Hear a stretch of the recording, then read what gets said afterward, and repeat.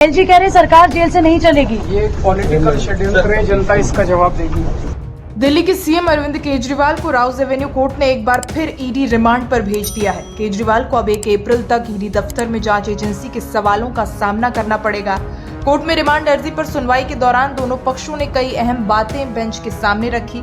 ED की ओर से court के सामने रखे गए तथ्यों में ये भी सामने आया कि जांच एजेंसी ने उनकी पत्नी सुनीता केजरीवाल का फोन भी जब्त किया है। ईडी ने केजरीवाल के रिमांड बढ़ाने की मांग करते हुए कहा कि अभी कुछ और आरोपियों से उनका आमना सामना कराना है। जांच एजेंसी ने यह भी आरोप लगाया कि केजरीवाल जांच में सहयोग नहीं कर रहे।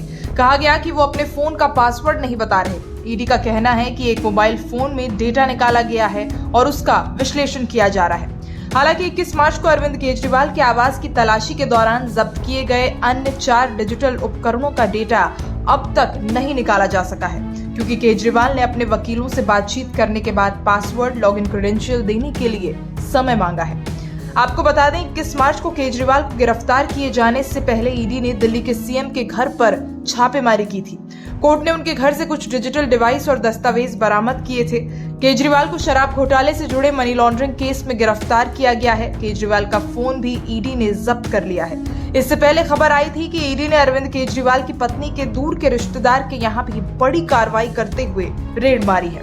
अरविंद केजरीवाल ने गुरुवार को अदालत में सुनवाई के दौरान खुद दलीलें दी और कहा कि देश के सामने आम आदमी पार्टी के भ्रष्ट होने की झूठी तस्वीरें पेश की जा रही है।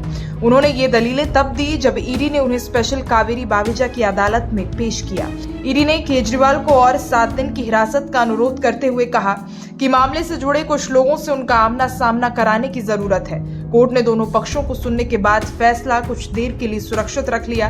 बाद में अदालत ने उनके रिमांड को 1 अप्रैल तक बढ़ाने का फैसला सुनाया।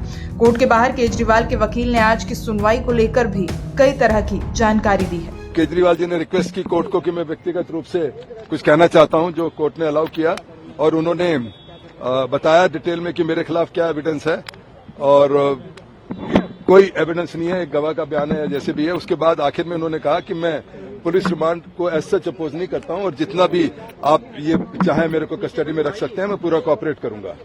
उसके बाद हमने जैसा आपको कहा कि ये हम जो कह रहे हैं कोऑपरेट करेंगे, इसका अर्थ ये नहीं है कि हमने जो ग्राउंड इनके लिखे हैं उनको मान रहे हैं। इनके ग्राउंड जो है वो हम अपोज कर रहे हैं कि इनके इन ग्राउंड्स पर पुलिस रिमांड नहीं दिया जा सकता, पर हमारा क्लाइंट खुद कह रहा है कि मैं पुलिस रिमांड दे दो, मैं कोऑपरेट करने को तैयार हूं, इसलिए शायद अब जज साहब ऑर्डर करेंगे।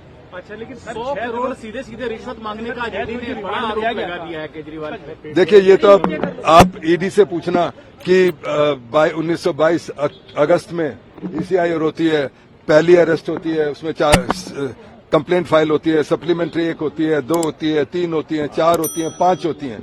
उसमें कभी भी एक बार भी ये नहीं कहा गया कि भाई केजरीवाल पर कोई इल्जाम है।